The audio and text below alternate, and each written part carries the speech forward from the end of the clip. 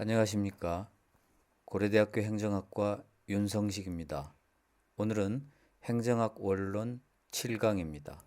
7강은 제1장 서론 리더가 알아야 할 공공부문의 기본 지식 중에서 7절 공공부문의 행위자입니다. 어떤 대기업의 유능한 CEO가 정부 장관으로 입각했습니다. 그분은 워낙 유능했기 때문에 장관으로서의 임무도 훌륭하게 수행할 것으로 많은 사람들이 생각했습니다. 그러나 뜻밖에도 별로 업적을 남기지 못했고 곧 그만두었습니다. 그만두면서 그 전직 CEO 출신 장관은 아주 재미있는 말을 했습니다. 자기가 기업에 있을 때는 그저 한 가지 일만 잘하면 됐었다. 그런데 장관에 오르니 너무나 여러 가지 일을 동시에 했어야만 했었다. 대기업의 CEO였던 그 장관은 사실 CEO 시절에는 재벌그룹의 총수의 마음에만 들면 됩니다. 다른 사람이 옆에서 아무리 나쁜 말을 한다 하더라도 총수가 좋다, 계속 그 자리에서 일해 하면 되는 것입니다. 그러나 정부에서는 어떤 직책이 있다 하더라도 자기 위의 상관이 오케이 한다고 모든 일이 잘 풀리지는 않습니다. 대통령이 어떤 특정 장관을 아무리 총애해도 주위에서 그 사람 문제가 있다고 아우성을 치면 그만두게 해야 합니다. 언론이 강하게 비판을 하면 할 수 없이 물러나게 해야 할지도 모릅니다. 공공부문은 민간부문과는 달리 너무나 많은 사람들하고 상호 중첩된 관계를 수립해야 됩니다. 결국 리더란 다양한 행위자와의 관계를 통해서 발휘됩니다. 물론 민간 부문에서도 리더십이란 다양한 사람들과의 관계가 중요합니다. 그러나 공공 부문은 유난히 행위자들도 많고 이 사람들과의 관계가 성공에 있어서 미치는 영향이 매우 큽니다. 따라서 오늘 제7강에서는 다양한 행위자들이 어떤 사람들이 있으며 그들은 어떤 속성을 가지고 있고 공공부문의 리더는 이 사람들을 어떻게 이해하고 어떤 관계를 가져야 되는지 살펴보도록 하겠습니다. 첫 번째, 공공부문의 중요한 행위자로서는 선출직 공무원 그리고 장관을 들 수 있습니다. 선출직 공무원은 대통령부터 국회의원 그리고 지방자치단체장 또 지방의회 의원 등 여러 사람들이 있습니다. 공공부문에서 가장 중요한 선출직 공무원은 대통령입니다. 대통령은 고위 공무원에 대한 인사권이 있습니다. 장관은 물론 사실상 실국장 인사권도 가지고 있습니다. 그리고 대통령은 정부 예산 편성권자입니다. 물론 실무적인 내용은 담당 공무원들에게 맡기고 있지만 대통령이 최종 권한이 있기 때문에 대통령이 마음 먹는다면 예산을 대통령 마음대로 편성할 수 있는 것입니다. 그리고 국회가 위임한 사항에 대해서 행정 입법권을 가지고 있습니다. 국회는 법을 제정할 때 모든 내용을 상세하게 제정하지 못합니다. 너무 구체적인 탓도 있겠지만 전문 지식이 없는 탓도 있습니다. 그래서 대부분 대통령령이라는 이름하에 행정부에 위임 입법을 줍니다. 행정부는 대통령령을 가지고 세부적인 사항을 메꿉니다. 국회에서 메꾸지 못한 구체적인 내용을 대통령령에 의해서 메꾸는 것이죠. 그래서 위임 입법은 대부분 대통령령으로 설정이 됩니다.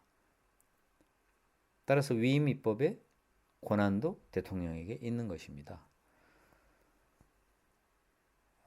그렇다고 해서 대통령은 모든 사람들에게 절대 권력을 미치는 것은 아닙니다. 실제로 미국 루즈벨트 대통령의 사례를 보면 대통령이 지시한 내용이 생각보다 잘 지켜지지 않는다고 합니다. 루즈벨트 대통령은 그렇게 회고하고 있습니다. 자기가 어떤 지시를 내린 후 한 몇 달 뒤에 장관한테 그 일이 어떻게 됐느냐 물으면 적절한 이유를 대서 지금 현재 검토 중이라든가 연구 중이라고 말한다는 것입니다. 행여 또 몇 달 뒤에 다시 생각이 나서 두 번째 그 문제에 가서 그 문제에 대해서 물어보면 또다시 무슨 일이 있다거나 검토 중이라거나 그렇게 대답한다는 것입니다. 근데 실제로 자기가 두 번씩 물어보는 경우는 매우 드물다는 것이지요. 그리고 오면 대통령이 지시를 할지라도 당장 척척 수행되는 것은 아닙니다. 담당 공무원들은 대통령의 명령을 지킬 때 법도 따라야 되고 거쳐야 될 절차도 있고 때에 따라서는 의회를 통과해야 되고 전문가의 의견도 모아야 되고 시민의 의견도 모아야 되고 거쳐야 될 여러 가지 절차와 과정이 있기 때문입니다. 대통령의 명령이 그냥 병정놀이처럼 모두 다 지켜지지는 않습니다. 대통령은 그러나 막강한 권한을 가지고 있기 때문에 미국에서도 제왕적 대통령이라고 이야기합니다. Imperial Presidency, 즉 제왕적 대통령이라는 말은 대한민국에서 나온 말이 아니고 미국에서 나온 말입니다. 어떻게 보면 대통령제란 필연적으로 제왕적 대통령이 될 수밖에 없는 것이 아닌가 그런 생각이 듭니다. 두 번째 선출직 공무원으로서는 장관 및 중앙부처의 최고 책임자를 들 수 있습니다. 내각 책임자의 경우는 모든 장관이 전부 의회 의원입니다. 그래서 모두 선출직 공무원이지요. 그러나 우리나라처럼 대통령제일 경우에는 다릅니다. 미국 같은 경우는 의회 의원과 장관을 겸직할 수 없습니다. 그러나 대한민국은 국회의원도 장관을 겸직할 수 있습니다. 그럴 경우에는 장관은 선출직 공무원이 되는 것이죠. 장관이 국회의원을 겸직하지 않는다 하더라도, 즉 국회의원이 아닌 사람이 장관이 된다 하더라도 장관은 매우 중요한 행정적 위치에 차지하고 있습니다. 이른바 선출직 공무원이나 다름없는 중요한 자리라는 것이지요. 내각은 장관으로 구성이 되는데 사실상 정책 과정의 핵심 행위자입니다. 내각 책임자의 경우는 의회의 견제가 거의 없습니다. 왜냐하면 의회의 다수당이 내각을 구성하고 그 사람들이 결국은 장관을 하고 있기 때문입니다. 의회의 다수당이 장관들에 대해서 뭐라고 말하기는 어려운 것이죠. 그러나 대통령 책임자의 경우는 의회의 다수당이 대통령과 같은 당 소속이 아닐 수도 있습니다. 그럴 경우에는 장관들은 의회와 대립관계에 처하게 됩니다. 그래서 대통령 책임자의 경우는 때로는 대통령이 의회를 설득하는데 아주 애를 먹기도 합니다. 한국에서는 장관의 역할이 미미하기도 하지만 능력과 상황이 부합하면 정책 과정에서 주도적인 역할도 가능합니다. 그러나 실제로 대한민국의 현실을 보면 장관은 생각보다 많은 힘이 없습니다. 각 부처는 전문성을 가진 여러 명의 고위 공무원들이 자신의 맡은 일에 있어서 소신을 가지고 할 수 있는 그러한 체계가 이미 잡혀져 있습니다. 그래서 장관이라고 해서 함부로 정책을 좌지우지할 수는 없습니다. 그러나 능력과 상황이 갖추어지면 정책 과정에서 분명 장관은 주도적인 역할을 할 수 있는 것입니다. 따라서 내각 책임제와 대통령 중심제의 경우 의회와의 관계가 약간 다르기는 하지만 여전히 장관은 정책 과정의 핵심 행위자이다. 그렇게 볼 수 있습니다. 네 번째로 의회 의원은 당연히 선출직 공무원입니다. 의회 의원은 대한민국의 경우 과거에 비해서는 훨씬 더 중요한 역할을 하고 있습니다. 과거에는 의회 의원들은 그다지 중요한 역할을 하지 못했습니다. 그러나 민주화가 되면서 같은 정당의 정책이라 할지라도 의원들이 반대하는 경우도 심심치 않게 나타나고 있습니다. 과거에는 같은 정당의 정책을 반대한다는 것은 생각하기가 매우 어려웠습니다. 실제로 대통령의 반기를 들었다가 혼난 국회의원도 있습니다. 행정부에 비해서 의회는 정책 과정에 있어서 작은 역할밖에 수행하지 못합니다. 특히 내각 책임제의 경우는 다수당이 행정부 강요를 모두 맡기 때문에 자기가 자기를 부인할 수는 없을 겁니다. 그래서 내각 책임제의 경우는 의회는 각 장관에 대해서 특별한 견제 행위를 하기가 대통령 책임제에 비해서 훨씬 더 어렵습니다. 의회는 전문성이 행정부에 비해서 부족하기 때문에 산하 기관을 통해서 전문성을 보완하고 있습니다. 대한민국의 경우 예를 들면 국회 예산정책처 같은 곳이 전문성 부족을 메꾸고 있습니다. 의회는 법률을 제정하고 개정하는데 실제로 오늘날 현실을 보면 의회가 입법하는 법안보다도 행정부가 제출해서 의회를 통과하는 법안이 더 많습니다. 그리고 어떤 경우에는 공무원이 법안을 만들어서 국회의원한테 주어서 국회의원이 제출하도록 하기 때문에 형식은 의회 입법 법안이지만 실질적으로는 행정부 입법 법안인 경우가 많습니다. 의회는 예산을 심의하고 의결하고 결산을 심사합니다. 미국의 경우 상원 의원의 표결의 3분의 2는 예산에 관한 것이고 하원 의원의 표결의 2분의 1은 역시 예산에 관한 것입니다. 그만큼 예산은 의회의 중요한 권한입니다.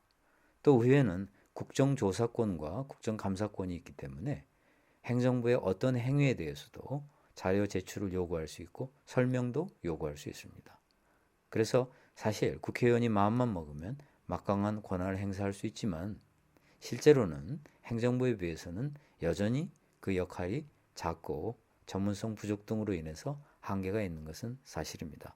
그럼에도 불구하고 의회 의원만큼 막강한 권한을 가진 선출직 공무원은 없다고 말할 수 있을 정도로 강력합니다. 대통령도 함부로 할 수 없는 것이 의회 의원입니다. 우리나라에서도 대통령이 원하는 법안을 국회가 통과시키지 않을 때 대통령은 아주 애를 먹기도 합니다. 우리나라뿐만이 아닙니다. 미국도 대통령 책임제인데요. 레이간 대통령, 클린턴 대통령 모두 백악관으로 의회 의원들을 초청해서 식사를 통해서 의회 의원들을 설득하곤 했습니다. 반대당의 의회 의원들도 문제지만 같은 정당의 의회 의원들도 경우에 따라서는 정책에 반대할 수 있기 때문에 같은 당 소속 의회 의원까지도 설득을 해야 합니다. 다음으로 공공부문에서 중요한 행위자는 법원, 헌법재판소입니다. 공공부문의 리더라면 법원이 어떤 역할을 하고 헌법재판소가 어떤 역할을 하는지 알아야 될 것입니다. 법원의 판결은 소극적일까요? 적극적일까요? 법원의 판결은 소송이 제기되어야 하므로 소극적이라고 이야기합니다. 그러나 그렇게 한번 판결이 이루어지면 추후 모든 사건에 영향을 미치기 때문에 광범위한 영향을 미치기 때문에 그런 측면에서는 매우 적극적이라고 이야기합니다. 그래서 하나의 사건에 대한 판결이지만 그 사건과 똑같은 사건에 대해서는 광범위한 영향을 미칠 수밖에 없습니다. 특히 법원은 헌법에 의해서 행정부가 내린 명령, 규칙, 처분에 대한 심사권을 가지고 있습니다. 세 번째로 정책에 관한 소송이 미국의 경우는 많이 증가하고 있습니다. 우리나라에는 그런 경우가 참 적은데요. 미국에서는 국민들이 정말 무제한적으로 소송을 할 수 있는 거 아닌가 하는 생각이 들 정도로 그 어떤 정부의 정책에 대해서도 법원에 소송을 제기합니다. 조세에 대해서도 소송을 제기하고 행정 서비스에 대해서도 소송을 제기하고 각종 토목공사에 대해서도 소송을 제기하고 환경오염에 대해서도 소송을 제기하고 소송 만능이라고 미국을 비판하기도 하지만 이런 것은 민주주의의 매우 중요한 역할이라고 봅니다. 법원은 민주주의의 수호인 것이죠.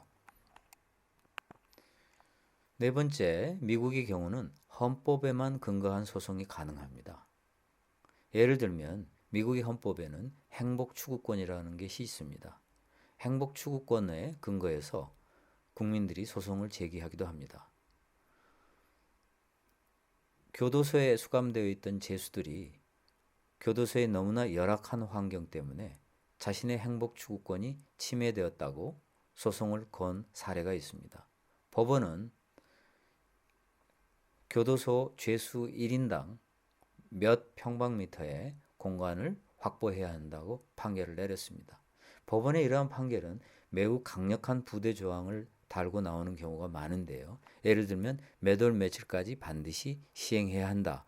만약에 그날까지 시행하지 못하면, 즉 판결 사항을 집행하지 못하면 하루 얼마에 해당하는 벌금을 매일 매긴다 라는 부수 조항을 달기도 합니다. 그리고 예산 부족을 이유로 판결 집행을 거부할 수 없다라는 단서 조항도 대부분 들어갑니다. 그렇다면 돈이 없다고 안 할 수는 없고 은행에서 돈을 빌려서라도 해야 한다는 뜻이지요. 대한민국은 어떨까요? 헌법에 있는 항목만 가지고 소송을 제기할 수 있을까요? 그렇지 않다고 합니다. 대한민국은 헌법에도 어떤 규정이 있어야 되지만 헌법 밑에 실정법에서 구체적으로 규정된 법이 있어야만 그 법에 근거해서 자신의 이익이나 권리가 침해되었다고 소송을 걸 수 있다고 합니다. 그 다음으로 임명직 공무원에 대해서 보겠습니다. 임명직 공무원이야말로 공공부문의 매우 중요한 행위자들이고 가장 숫자가 많은 행위자들입니다. 임명직 공무원이란 우리가 흔히 알고 있는 1급 공무원부터 9급 공무원까지 선거에 의해서 선출되지 않고 채용에 의해서 선출되고 위에서 직책을 부여받아서 임명된 공무원들을 말합니다. 임명직 공무원들은 사실 이그제큐티브를 보좌하는 그런 역할을 한다고 말합니다. 이그제큐티브란 주요 간부, 여기서는 장관이 되겠죠. 그러나 대한민국의 경우는 장관, 차관을 모두 이그제큐티브라고 말할 수 있을 것입니다. 그렇지만 관료는 단순히 보좌에만 그치지 않고 정책 과정에서 주도적인 역할을 합니다. 과거에 의회와 이그제큐티브가 수행하던 일을 요즘은 관료가 수행합니다. 즉 의회와 장차관 등 고위 공무원들이 수행하던 일을 관료가 수행하는 것입니다. 두 번째로 공무원은 왜 힘이 있을까요? 여기에 대해서는 앞에서 네 가지 이유를 설명했습니다. 혹시 기억이 나지 않으면 앞의 강의를 참고하기 바랍니다. 세 번째로 대통령과 장관의 정책 결정 역할이 과연 공무원에 비해서 더 우월할까요? 아니면 더 약할까요? 실제로 대통령이나 장관의 정책 결정 역할은 매우 제한적이라고 말하기도 합니다. 예를 들면 케네디 대통령은 자기한테 행정 문제가 제출될 때는 이미 어쩔 수 없는 상태로 변경 불가능하게 되어 있다고 불평한 적이 있습니다. 즉 대통령이라고 뭘 마음대로 할 수 있는 것이 아니지요. 우리가 주요 의사결정을 담당한다고 생각하는 최고 책임자, 즉 대통령이나 장관들은 사실상 불확실성, 시간의 절박성, 또 과거의 관례, 또 서로 충돌하는 이해관계, 기타 제약들로 인해서 회의에 참석하고 메모나 하고 다른 사람들과 토론을 할 뿐 정책 결정은 하는 것은 아니라고 합니다. 가장 낮은 단계의 공무원으로부터 정책의 첫 과정이 시작되어서 최고 수반인 대통령이 이르기까지 오랜 시간과 절차가 필요합니다. 그래서 결국 대통령이 이르면 정책 결정에 별다른 영향력을 행사하지 못하는 단계가 돼버리는 경우가 많다는 것입니다. 장관도 마찬가지입니다. 밑에서 올라오면 이미 장관이 어떻게 할 수 없을 만큼 상당 부분이 완성되어 있는 경우가 많습니다. 예를 들어서 이미 시민단체와 의견 조율을 거쳤고 전문가의 의견 수렴을 했고 언론에 의해서 거의 기정사실화되어 있는 정책안을 장관이나 대통령이 쉽게 바꾸기는 어렵습니다. 그렇다고 첫 과정부터 대통령이나 장관이 내가 직접 할게 하고 나설 수는 없는 것입니다. 그러다 보면 업무가 너무 많아서 아마 함몰되고 말 것입니다. 네 번째, 그렇다고 해서 공무원의 역할을 너무 과장해서는 안 됩니다. 여전히 장관이 정책의 최고 책임자이며 장관이 능력이 있다면 정책 결정 과정에서 분명 중요한 역할을 할 수 있습니다. 그리고 정치적 이슈일수록 공무원 이상의 수준에서 다루어집니다. 결국 대통령이나 장관의 역량 그리고 정책에 관한 주도적 리더십이 중요합니다. 관심을 가지고 직접 챙기는 정책은 대통령이나 장관의 뜻대로 많이 갈 수 있지만 관심을 별로 기울이지 않으면 그것은 공무원들한테 맡겨진 것이나 다름없습니다. 다음으로 정당이라고 하는 매우 중요한 정책 과정의 행위자를 보겠습니다. 민주주의에서 정당은 상당히 중요한 행위자 역할을 할 수밖에 없습니다. 왜냐하면 정당이야말로 국민으로부터 여론을 수렴해서 소속 국회의원들을 통해서 의회의 활동으로 반영하기 때문입니다. 오늘날 직접 민주주의와 간접 민주주의 중에서 대부분의 경우 간접 민주주의를 채택하고 있습니다. 스위스 같은 나라는 직접 민주주의를 채택하지만 아마 스위스를 제외하고는 거의 대부분의 국가들이 간접 민주주의를 채택할 것입니다. 간접 민주주의를 채택하면 정당의 역할이 매우 중요해집니다. 두 번째로 정당은 국민의 대리인이라고 볼 수 있습니다. 의회 의원은 국민을 대리해서 의회에서 투표하고 행정부를 견제하고 의견을 제시하고 법안을 제정합니다.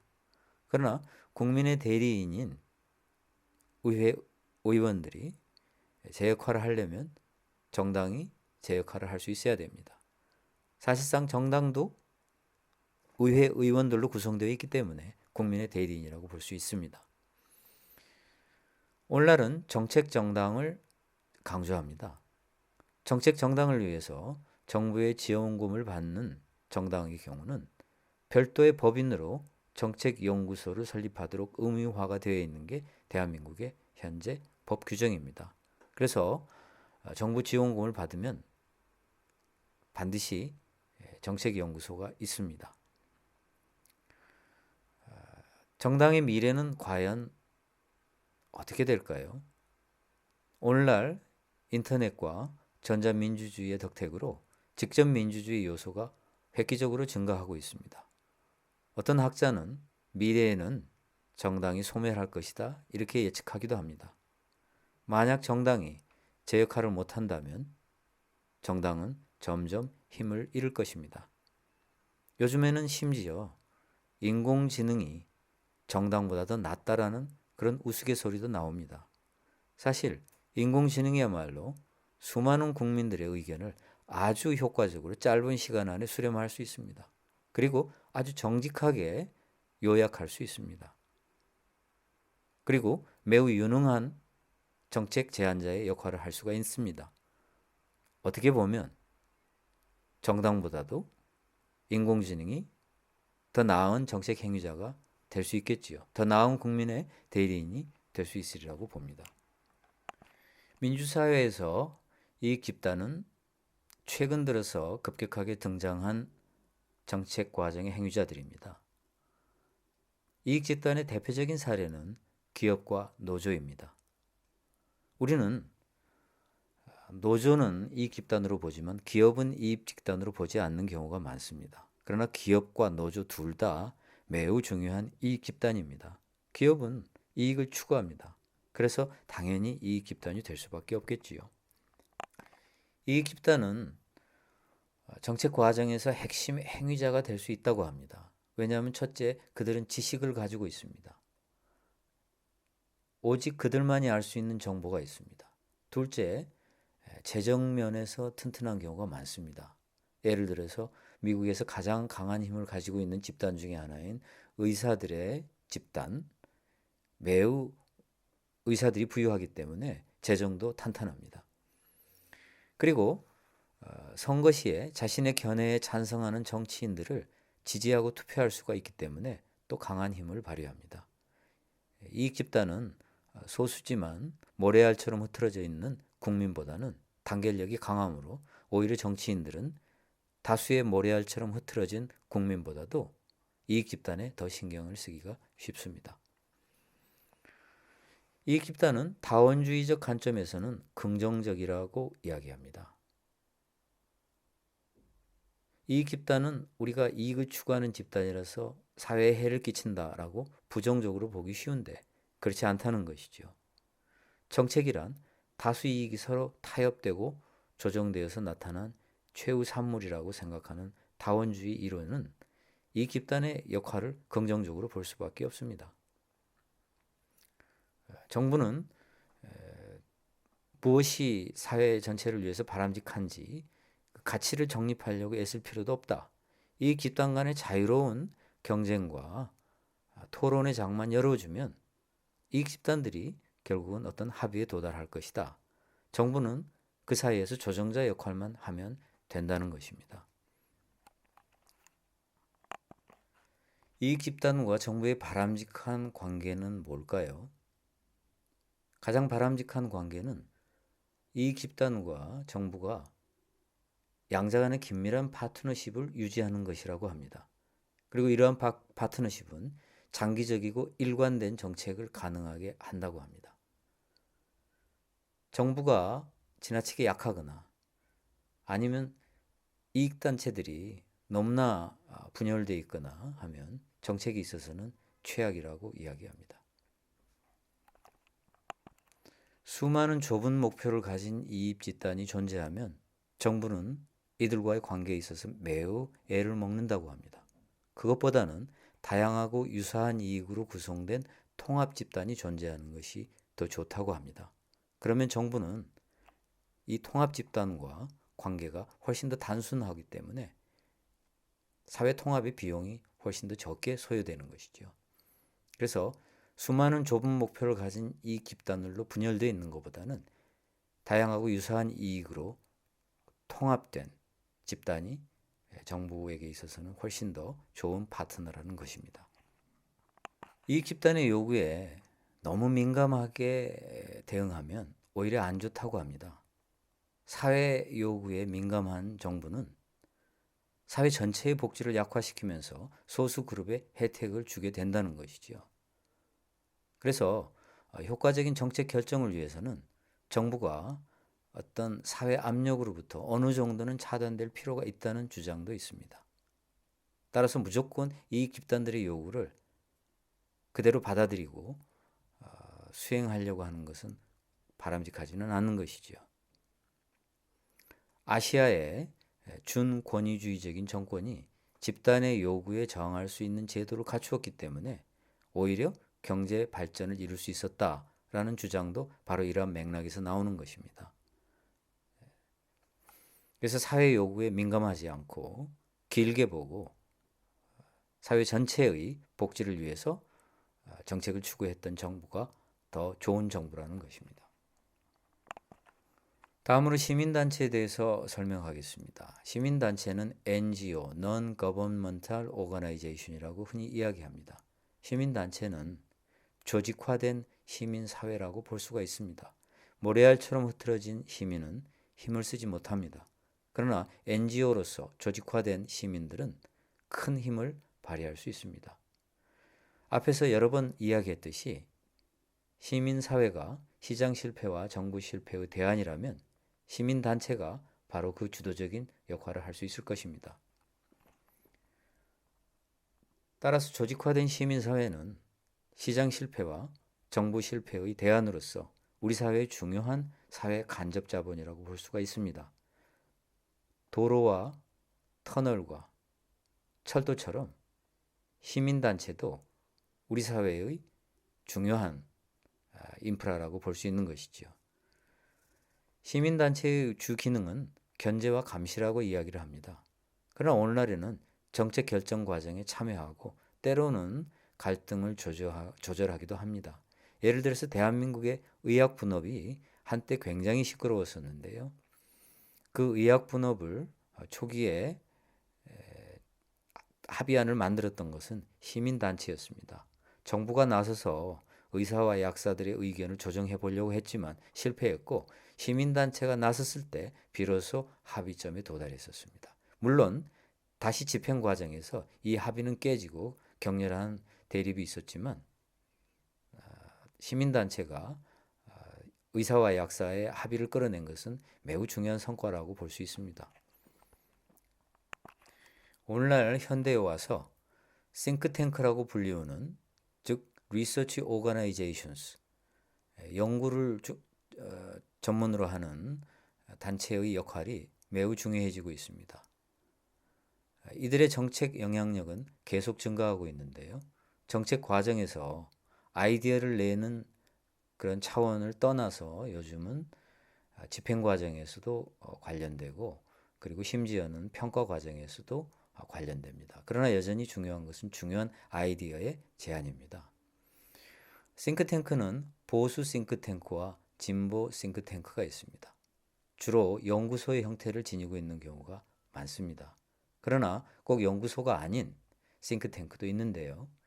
영국의 경우는 가장 오래된 싱크탱크로서 페비안 소사이어티, FABIAN, 페비안 소사이어티를 이야기하기도 합니다. 이 페비안 소사이어티는 혁명이 아닌 점진적인 변화를 추구하는 사회주의를 목표로 설립된 전문성을 가진 그러한 단체입니다. 싱크탱크의 대표적인 사례는 대학과 연구소입니다. 이들은 전문성으로 무장하고 있기 때문에 정부로서는 무시할 수 없는 아이디어를 많이 제시합니다. 그러나 싱크탱크는 이념적으로 정당과 연계되어 있는 경우가 많습니다. 보수적인 정당은 보수적인 아이디어를 많이 내고 진보적인 싱크탱크는 진보적인 아이디어를 많이 냅니다. 싱크탱크는 정당과 의회 정치의 공백을 메꾸는 그러한 역할을 많이 합니다. 싱크탱크는 정책 문제에 대해서 현실적인 해답을 제시하는 경우도 있지만 자신들이 취하는 이념적 입장을 지지하는 그러한 아이디어를 제시하는 경우도 또 많습니다. 따라서 국가를 위해서 무엇이 필요한가 하는 제안도 하지만 보수 싱크탱크는 보수적인 정책, 진보 싱크탱크는 진보적인 정책을 제시하는 그런 역할을 하는 것이죠. 싱크탱크에 의해서 제안되는 그러한 정책 의제는 정책 대안과 아이디어의 범위를 좁힌다는 문제점을 안고 있다고 합니다. 말하자면 싱크탱크가 어떤 안을 내면 우리는 거기서 쉽게 벗어날 수 없는 거지요. 결국은 정책 대안과 아이디어의 범위를 좁힌다고 볼 수 있습니다. 그리고 민주주의에서 정책을 결정하는 행위는 꼭 어떤 전문가들의 분석에 의해서만 행해질 때 바람직한 것은 아닙니다. 투표와 정치가 그런 역할을 하는데 반드시 필요한 요소입니다. 사람들이 토론하고 의견을 교환하고 때로는 갈등을 겪기도 하는 것이 필요합니다. 그런데 싱크탱크가 그런 과정을 모두 생략한 채로 어떤 전문가의 아이디어로서 무엇을 제시하면 우리는 그것으로부터 쉽게 벗어나서 자유롭게 다른 아이디어를 추구하기는 어렵게 됩니다. 다음으로 언론이라고 하는 중요한 정책 행위자가 있습니다. 공무원들은 항상 감사원의 감사와 언론 보도를 신경 쓴다 그렇게 이야기합니다. 공무원은 어떤 의미에서는 언론의 눈치를 보고 감사원의 감시를 받으면서 업무를 수행한다고 볼 수 있을 정도로 언론의 역할은 중요합니다. 각 부처에서는 아침이면 언론에 난 모든 관련 기사를 스크랩해서 장관과 상위직 공무원들에게 배포합니다. 이 정도로 언론의 보도, 반응은 공무원에게 심각한 영향을 미칩니다. 그래서 입법, 사법, 행정과 아울러서 언론을 제4부라고 말하기도 하는데요. 공무원에게만 영향을 미치는 게 아니고 우리 사회의 생각과 행동을 구성하는 그런 역할을 합니다. 우리의 생각과 행동은 정말 언론에 의해서 많이 영향을 받습니다. 언론의 역할은 다양한 역할의 결합이라고 이야기합니다. 때로는 보도자의 역할도 하지만 때로는 분석가의 역할도 하고 때로는 제시자의 역할도 한다는 것입니다. 보도자는 수동적인 역할입니다. 그래서 그것을 수동적 보도자라고 말할 수 있고요. 분석가는 적극적인 역할입니다. 그래서 적극적인 분석가 역할도 합니다. 제시자란 무엇인가? 해결책을 제시하는 것입니다. 그래서 수동적인 보도자, 적극적인 분석가, 해결책의 제시자의 역할이 결합된 것, 그것이 바로 언론의 역할이라고 합니다. 언론은 문제를 찾아내고 문제의 성격과 범위를 정의하고 때로는 해결책을 제시합니다. 이 과정은 결국 정책 의제 설정 기능을 하는 것이나 다름없습니다. 정책 의제란 어떤 것을 우리가 고민하고 어떤 문제를 해결하려고 할까 하는 정책의 어떤 주제라고 보면 되겠습니다. 그래서 프라이밍 효과라고 하는 것이 있는데요. 즉 이것을 점화 효과라고 합니다. 즉 미디어에 보도된 이슈에 근거해서 정부나 대통령, 정부 위반자를 평가하는 경향이 있다. 그러다 보니까 공무원들은 항상 미디어에 보도된 이슈만에 신경을 쓴다는 것입니다. 즉 언론이 뭔가 불을 지르는 것이죠. 언론이 무엇에 대해서 보도를 하면 그 사항에 대해서 불을 지르는 것이나 다름없습니다. 그러면 공무원들은 그 문제에 매달리게 됩니다. 오직 언론만 바라보고 있다라고 말할 정도의 상황도 생기는 것입니다. 그런데 언론은 누가 감시할까요? 언론이 정부를 감시하지만 언론을 누가 감시할 것인가도 우리는 한번 생각해 봐야 되겠습니다. 언론을 시장이 감시할 수 있을까요? 기업이 언론을 감시할 수 있을까요? 아닙니다. 언론은 바로 기업에 의해서 운영되기 때문입니다. 자기가 자기를 감시할 수는 없습니다. 정부가 언론을 감시할 수 있을까요? 정부는 언론에 의해서 비판을 받습니다. 그런데 언론을 감시한다면 비판받는 것에 대한 안갚음이 될 수도 있겠습니다. 독재 국가는 언론을 통제했습니다. 그렇다면 시장도 정부도 언론을 감시할 수는 없습니다. 누가 감시해야 될까요? 결국 시민사회가 감시해야만 될 것입니다. 최근 법무법인이라고 불리우는 즉 로펌이라고 하는 정책 행위자의 역할이 과거에 비해서 현저하게 증가하고 있습니다. 이것은 대한민국의 어떤 독특한 상황이 아닌가 싶습니다. 최근에 로펌의 정책 과정에서 역할이 급등하고 있습니다. 이들은 주로 입법 과정에서 막강한 영향력을 행사합니다. 법안의 제정, 수정 등에 있어서 로펌이 도움을 주고 있는데 심지어는 정부 위반 법률이나 의원 위반 법률보다도 로펌에서 작성한 초안이 훨씬 더 치밀하고 수준이 높다고 합니다. 결국 로펌에 의뢰해서 법안을 만들기도 한다는 것입니다. 예를 들면 돈이 있는 대기업은 얼마든지 자신에게 유리한 논리를 만들어낼 수 있기 때문에 로펌에 의뢰해서 만든 아주 우수한 법률안을 국회의원에게 주거나 공무원에게 주어서 상정하게 할 수 있습니다. 로펌의 역량은 입법부 행정부보다 월등하다고 말합니다. 실제로 행정부와 법제처까지 로펌을 찾아가서 법률안을 검토해달라고 부탁하는 상황이 됐다는 언론 보도도 있었습니다. 이들의 힘과 실력, 영향력이 국회 법제실이나 보좌진들보다도 훨씬 더 높다는 것입니다. 로펌이 로비스트 역할을 하는 것 아니냐라는 그러한 비판을 받기도 합니다. 2015년 2월 기준으로 10대 로펌의 고문은 240명 안팎이라는 언론의 보도가 있습니다. 이 가운데서 행정관료 출신은 75%를 넘는 180명 선이라고 합니다. 최근에는 입법부 관련 업무가 늘어나면서 로펌이 법제처와 국회 사무처 출신에까지 눈독을 들이고 있다고 합니다.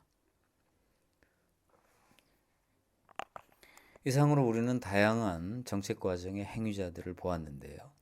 이러한 행위자들은 어떤 면에서는 부정적인 측면도 있고 어떤 면에서는 긍정적인 측면도 있습니다. 그러나 공공부문에서 이들을 제외할 수는 없습니다. 민주사회에서는 이들과 함께 공공부문에서 갈등하고 토론하고 문제를 해결하도록 나아가는 수밖에 없습니다. 공공부문의 리더라면 이런 다양한 행위자들과 어떤 관계를 맺을 것이며 이들을 제대로 이해하고 이들을 활용하고 때로는 이들을 견제하고 이들과 함께 나아가도록 하는 것이 반드시 필요할 것입니다. 이상으로 행정학 원론 7강을 마치겠습니다. 저는 고려대학교 행정학과 윤성식입니다.